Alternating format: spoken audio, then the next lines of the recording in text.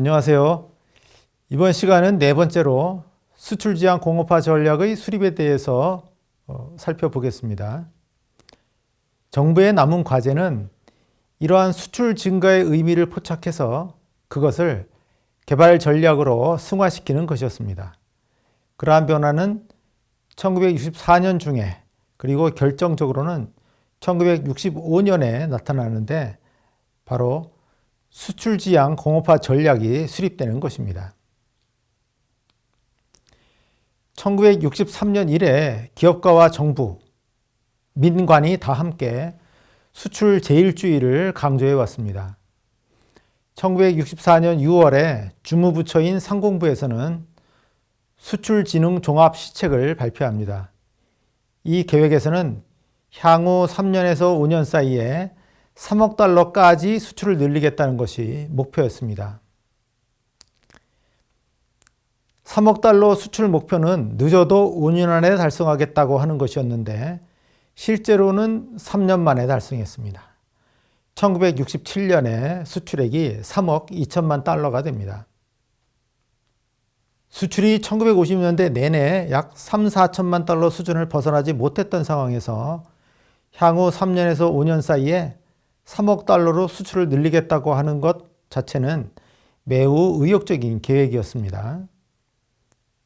어쨌든 이를 위해서 수출산업 특화, 수출용 시설 및 원자재 확보, 수출에 편의를 주는 외환은행 설립, 수출 소득에 대한 법인세와 소득세 감면 등 다양한 지원책을 시행하였는데 실제로 1964년 11월 30일 수출이 사상 최초로 1억 불을 돌파하였습니다.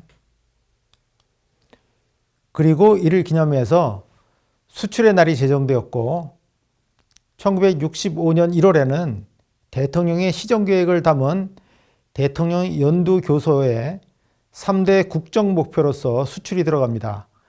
증산, 수출, 건설 이것이 3대 국정 목표로서 설정됩니다. 관련 보도를 보시겠습니다. 동아일보 1965년 1월 16일 보도입니다. 새해의 목표는 증산, 수출, 건설 이렇게 되어 있습니다. 동아일보는 1965년도 박정희 대통령 연두교서에서 가장 중요한 것으로서 이 국정 목표를 꼽았습니다.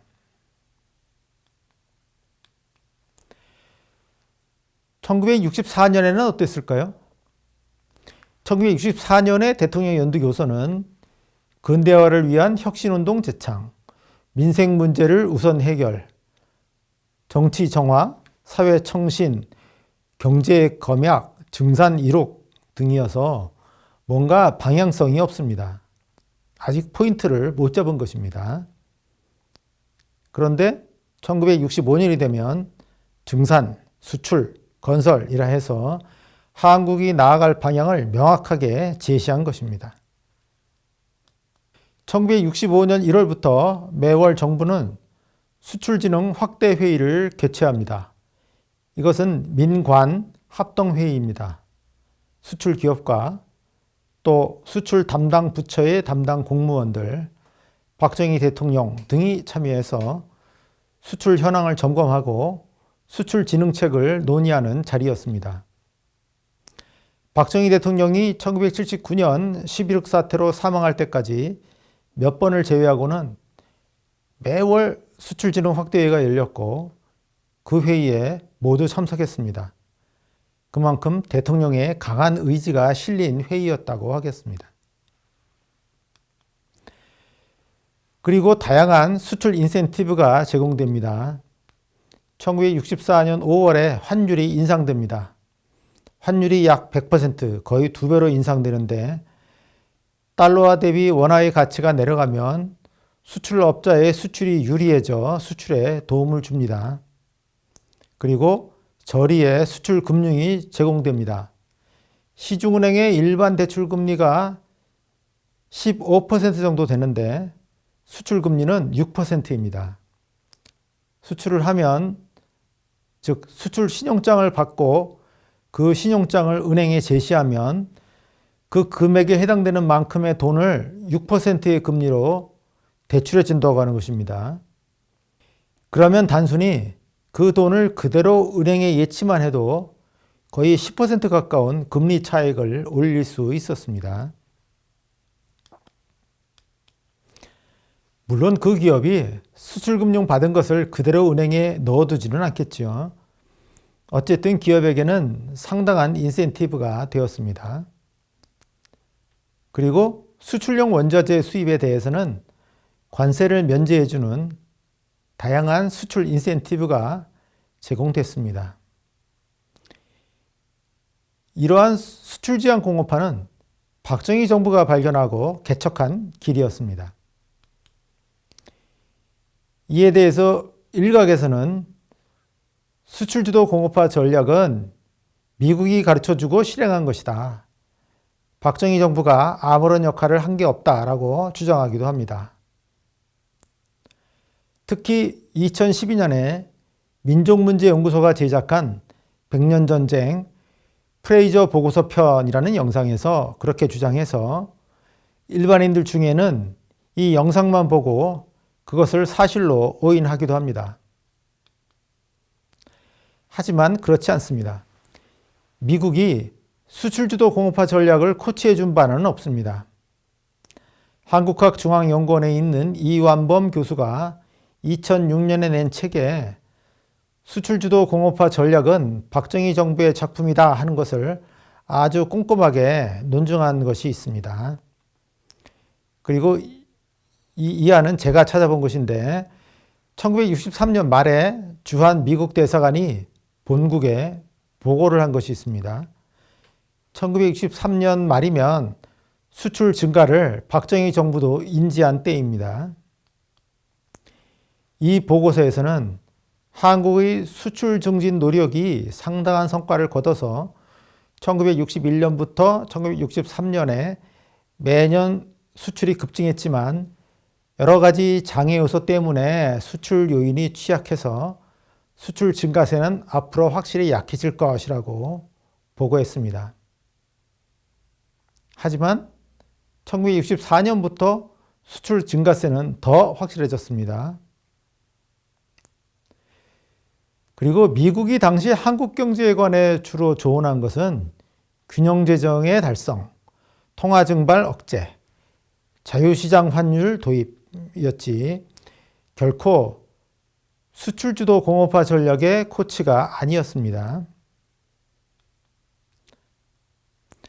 1964년도에 일어난 중요한 변화로 장기영 부총리의 등장도 지적해야 하겠습니다. 바로 장기영 경제팀의 성립입니다. 이 자료는 1960년대 역대 경제기획원 장관들의 이름과 재직기간을 보여줍니다. 1961년부터 1972년까지 10명이 있습니다.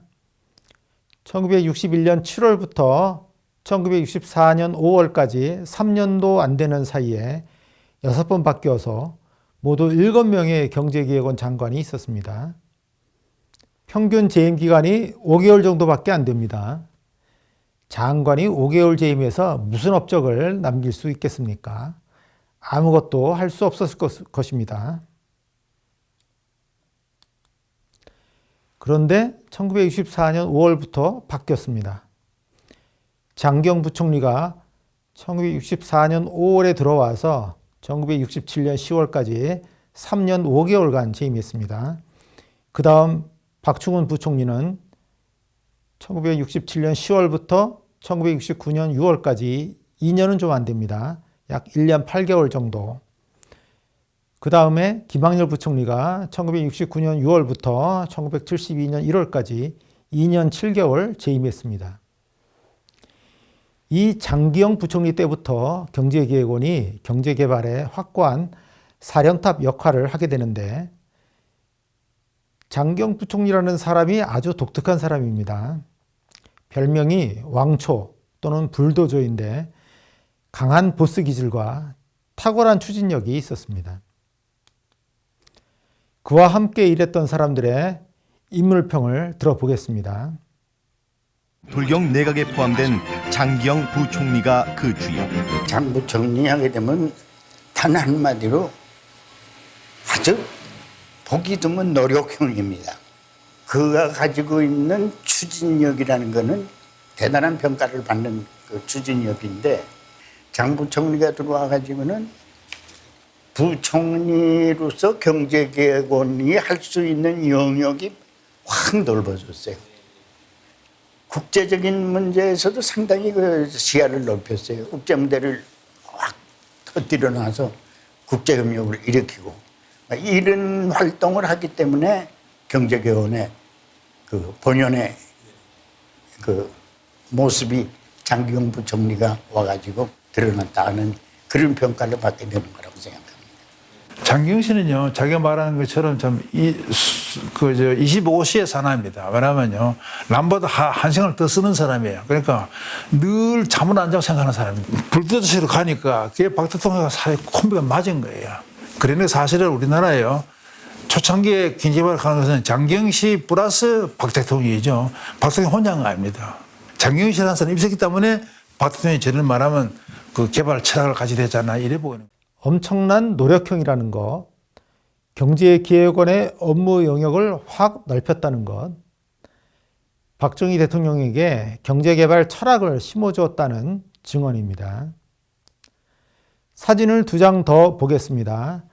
박정희 대통령이 1964년 5월에 장기영 씨에게 경제기획원 장관 임명장을 주는 장면입니다. 체격이 크고 아주 두툼합니다. 이 사진은 킬렌 유섬 처장과 장기영 부총리가 업무 협의를 하고 있는 모습입니다. 체격으로도 서양인에게 별로 밀리지 않습니다. 박정희 대통령은 그에게 여타 경제장관에 대한 비토권을 줄 정도로 신임을 했습니다. 즉, 경제기획원 장관이 업무를 추진하는데 여러 경제부처 장관들 간의 의견이 안 맞았을 때 장기영 부총리가 하려고 하는 방향에 다른 부처에서 협조를 안 한다면 그 해임을 건의하면 받아주었다는 이야기입니다. 그렇게 해서 장관을 그만두게 된 사람들이 여러 명 있었습니다. 특히 재무부 장관의 경우에 그러했습니다. 박정희 대통령이 아주 총애했던 김학렬이라는 사람이 있습니다. 장기영 경제기획원 장관 밑에서 차관으로 근무한 적이 있습니다. 서로 사이가 안 좋았습니다. 장기영은 아예 김학렬을 건너뛰고 그 밑의 직원들에게 직접 업무를 지시할 정도였습니다. 그런데 박정희 대통령은 이 김학렬을 아주 총애했습니다. 그래서 김학렬을 재무부 장관에 임명한 적이 있습니다. 하지만 장기영의 강력한 요청 때문에 박정희 대통령이 그를 장관으로 임명한 지 얼마 안 돼서 경질했습니다. 대신 청와대 경제수석으로 데려가서 측근해뒀습니다. 어쨌든 대통령이 많이 신임한 인물도 같이 일 못하니 바꿔주십시오 해서 교체를 했을 정도입니다. 이렇게 장기영 부총리가 경제기획원 장관에 취임할 무렵이 바로 한국에서 수출주도 공업화 전략이 자리를 잡을 때입니다. 그는 이 전략을 흔들림 없이 밀고 나가는 사령탑이 되었습니다. 이러한 한국의 수출주도 공업화 전략은 당시 세계 경제의 추이에 정확히 부합하는 세계 경제에 맞는 적절한 개발 전략이었습니다. 당시 세계 경제는 무역을 중심으로 고도 성장을 하고 있었기 때문입니다. 세계 경제는 1950년부터 1973년까지 연 4.9%의 고성장을 했습니다. 이것은 세계 경제 전체로 봤을 때입니다. 당시 세계 경제에는 제3세계도 있고 공산권도 있었습니다. 이 둘을 뺀 나머지 서방 자본주의 진영은 이 4.9%보다도 더 높은 경제 성장률을 보였습니다. 그런데 국제무역은 연평균 10%씩 성장했습니다. 이것은 바로 무역 중심의 성장을 의미합니다. 또 1960년대에는 자유무역 협정인 관세 및 무역에 관한 일반 협정으로서 가트의 제5, 6라운드에서 자유무역화가 크게 진전이 되었습니다. 이 세계 경제의 성장 및 무역 성장을 이끌어간 나라는 선진국이었습니다. 선진국 경제가 고도 성장을 하고 또 선진국 간의 무역이 커지고 있었습니다. 선진국 내에서는 미국이 원래 앞서 있었고 서유럽 각국과 일본은 뒤처져 있었는데 이 서유럽 각국과 일본이 미국을 급속히 추격했습니다. 이러한 세계 경제의 추이는 후진국에게 새로운 기회를 제공하는 것이었습니다. 이 기회란 선진국에 있는 완구라든가 의류, 신발 등 노동 집약적 경공업이 후진국으로 이동하는 것을 말합니다. 선진국의 소득이 올라가기 때문에 만약 어떤 후진국이 완구나 의류, 신발을 제조하기 시작하면 선진국의 완구, 의류, 신발 제조업은 자국의 비싼 임금 때문에 더 이상 경쟁을 할 수 없는 것입니다. 실제로 후진국에서 선진국으로 수출되는 공산품액이 1960년에 26억 달러에서 1969년에는 82억 달러로 크게 증가합니다. 바로 이러한 변화를 한국과 대만이 포착한 것입니다. 대부분의 다른 개발도상국들은 당시 수입대체 공업화를 지향하고 있었습니다. 그런데 한국과 대만만 특이하게 수출지향 공업화를 채택했습니다. 이것을 비유하면 한반에서 나머지 학생들은 모두 엉뚱한 책을 가지고 공부하고 있는데 두 학생만 맞는 교재를 가지고 공부하는 상황이라고 할 수 있겠습니다. 그 후 시험을 보면 어떻게 되겠습니까? 이 두 학생이 좋은 성적을 나타내지 않겠습니까? 마찬가지로 세계 경제의 흐름 속에서 그에 맞는 경제개발 기회를 포착해서 그를 실행한 것이 한국과 대만이었고 이 한국과 대만이 이후에 큰 성과를 내게 된다는 것입니다. 그런데 이렇게 한국이 수출지향 공업화로 나아갈 때 당대 선진국의 경제학자들은 잘한다고 박수를 쳤을까요? 그렇지 않습니다. 당시는 한국의 수출지향 공업화 정책에 대해서 반신반의했습니다. 드와이트 퍼킨스라고 하버드대에서 은퇴한 유명한 개발 경제학자가 있습니다. 특히 동아시아 경제를 전공한 분입니다. 이분의 말씀을 들어보겠습니다. Most people thought that Korea was sure to fail. Most people at that time were either pushing import substitution or who knows what, but no one at the time really praised Korea for its strategy. 다시 한번 반복하면 많은 사람들이 한국은 분명히 실패할 것이라고 생각했다. 당시 대부분의 사람들은 제3세계 국가는 수입대체 전략을 시행해야 한다고 생각했다. 그때는 아무도 한국의 수출 주도 전략을 칭찬하지 않았다. 오히려 한국은 실패할 것으로 봤다는 것이 퍼킨스 교수의 이야기입니다. 요약을 해보겠습니다. 박정희 군사정부는 경제기획원을 창립하고 제1차 경제개발 5개년 계획을 수립했고 고투자, 고성장을 지향했습니다. 하지만 투자가 확대되자 인플레와 외환 고갈 위기가 왔고 이에 미국이 경제 안정화 및 시장 자유화 규율에 나서자 박정희 정부는 계획을 축소 수정하면서 건실한 정부로 바뀌었습니다. 이 시기에 한국경제인협회를 중심으로 한 기업이 수출 제1주의를 제창했고 여러 가지 수출 증진 활동을 펼쳤는데 실제로 공산품을 중심으로 해서 수출이 증가했고 그 사실을 박정희 정부도 인지하기에 이르렀습니다.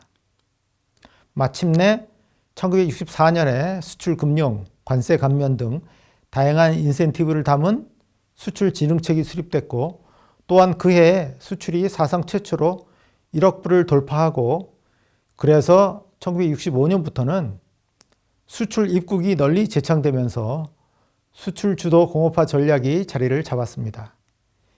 이는 미국의 조언이 아니라 한국 스스로 강구한 전략이었으며 후진국 공업화의 새로운 전략으로서 세계 경제의 추이에 정확히 부합하는 것이었습니다. 오늘은 여기까지로 마치겠습니다. 감사합니다.